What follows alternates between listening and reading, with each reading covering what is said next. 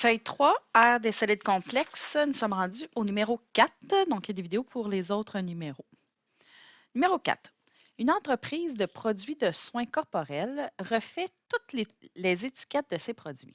La bouteille de shampoing Sicon, donc ici, sera recouverte à l'exception du bouchon, donc évidemment, le bouchon n'aura pas de plastique dessus, d'une étiquette de plastique résistante à l'eau. Détermine l'aire du logo de l'entreprise sur l'étiquette, sachant qu'il occupe 0,6 de la surface de l'étiquette. Donc, ici, on a une bouteille de shampoing. Comme on enlève le bouchon qui se dévisse, il n'y aura pas de plastique, mais on va en avoir partout. Donc, tout le tour de la bouteille, sur le dessus ici, l'espèce d'anneau autour du bouchon, puis en dessous. Donc, pour savoir la surface occupée par le logo, il faut trouver l'aire totale de l'étiquette. Et ensuite, on trouvera 0,6 correspond à quelle superficie. Alors, première chose à faire, numéro 4, 1, on va trouver l'aire totale. Donc, l'aire totale de l'étiquette, du plastique. Dans l'aire totale, on va décomposer notre solide complexe. Alors, on va regarder les informations pour commencer. Alors, le diamètre du bouchon est de 2,4 cm, la hauteur du bouchon 2,7 cm, la hauteur de la bouteille, donc ici, il nous manque une flèche, mais la hauteur de la bouteille ici, 18,1, et le diamètre de la bouteille au complet, 7,6. Alors, je vais mettre du plastique partout sauf sur le bouchon. Alors, si je vais avec l'aire latérale, on va commencer avec l'aire latérale du cylindre au complet de la bouteille de shampoing, là, pas le bouchon. Ensuite, on va voir l'aire de la base en dessous du cylindre. Et en haut, on va voir l'aire de la base moins l'aire de la base du bouchon. Donc, 2 aires de la grosse base pour en dessous puis sur le dessus. Mais je dois enlever l'air, je vais mettre un B minuscule pour la base du petit bouchon. Je n'ai pas besoin de l'air latéral du bouchon, ni du dessus. Donc, je ne vais pas les enlever, je ne vais juste pas les mettre. Pourquoi? Parce qu'on me dit la bouteille sera recouverte à l'exception du bouchon d'une étiquette de plastique résistante à l'eau. Alors, j'ai l'espèce d'anneau qui est là, donc une grosse base moins une petite base. Le dessous, donc c'est pour ça que j'ai une deuxième base, et l'aire latérale. Aire latérale, formule périmètre de la base fois la hauteur. Donc, le périmètre, c'est la circonférence, pi d, fois la hauteur, plus 2 fois l'aire de la base du cercle, donc 2 fois pi r carré. Je vais mettre une majuscule pour différencier les deux bases, moins pi r carré du bouchon.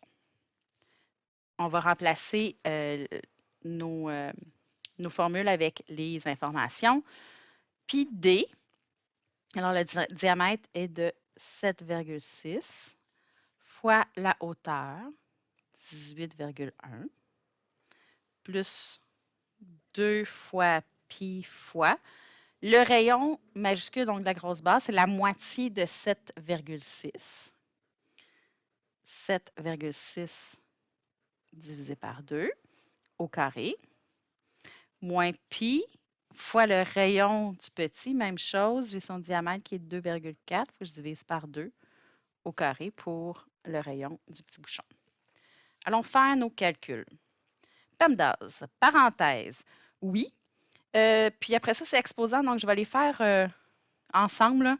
Donc, vu que c'était juste le rayon, donc je vais réécrire le reste que je ne calcule pas tout de suite. Donc, pi fois 7,6 fois 18,1 plus 2 fois pi fois. Alors ici, je prends 7,6 divisé par 2. Ça donne 3,8. Et je vais tricher, je vais tout de suite le mettre exposant 2. Ça me donne 14,44 moins pi fois. Même chose ici, 4,2 divisé par 2. Donc, le rayon est de 1,2 au carré. 1,44. J'ai fini avec mes parenthèses, mes exposants. Je suis rendue à multiplication-division. Alors, ici, je peux tout multiplier pi fois, mais je vais garder le symbole pour l'instant. Pas sûr que vous êtes bien au focus. OK. Alors, 7,6, vous ne voyez pas, hein? 7,6 fois 18,1, ce qui me donne 137,56 pi. 7,56 pi. Donc, c'est ici. Plus 2 fois pi fois 14,44. Donc, je peux faire 2 fois 14,44. 2 fois 14,44. Donc, 28,88 pi. C'est ça ici.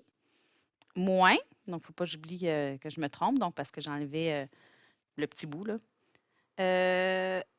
Ici, je n'ai pas de multiplication à faire pour l'instant. OK. Tous mes termes sont en pi, alors je peux tout additionner ou soustraire les coefficients. Alors, j'ai 137, vous ne voyez pas, hein? 137,56 plus 28,88 moins 1,44. 165. 165 pi. On me dit d'utiliser pi environ 3. Donc, je vais remplacer le égal par des vagues puisque je remplace le pi par 3. J'ai mon 165 fois 3, 495. Environ 495. Donc, l'aire de l'étiquette est d'environ 495. C'était des centimètres. Alors, centimètres carrés. Ensuite, on me dit que le logo détermine l'aire du logo de l'entreprise sur l'étiquette, sachant qu'il occupe 0,6 de la surface de l'étiquette. Donc ici, on va trouver l'aire du logo. Bien, soit que vous faites des proportions avec le pourcentage, le tableau de pourcentage. Donc, pourcentage 0,6 sur 100. Donc, ça, c'est l'aire du logo. Puis ça, c'est l'aire totale, donc de l'étiquette, qui est de 495, donc réel.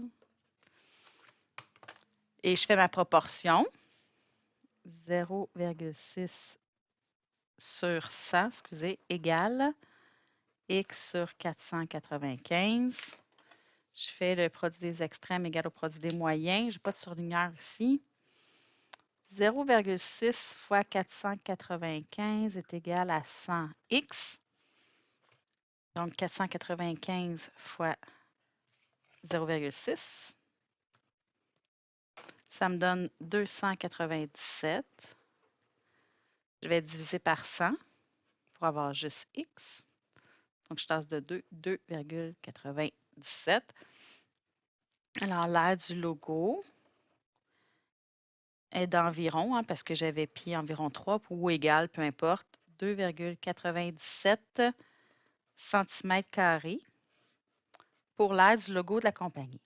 C'est sûr que là, c'est très long. C'est la façon qu'on vous a montré cette année pour le pourcentage, mais c'est sûr que comme on cherche juste le pourcentage d'un nombre, vous pourriez faire, comme vous avez déjà appris, ben, c'est 0,6 de, ici on l'a, 495, l'aire totale. Puis, ben, c'est 0,6 attention, fois 495. Donc, c'est 0,6. Vous pouvez l'écrire aussi comme ça, là. Et le calculer. 0,6. 0,6 divisé par 100. Donc, ben ici, ma calculatrice fait des exposants moins 3, là, ça donnerait 0,0006 fois 495, ce qui me donne la même réponse, 2,97. Je sais que c'est beaucoup moins long, donc j'accepte quand même que vous me le fassiez de cette façon-là, de la façon que vous l'avez déjà appris, plutôt que de la façon au long.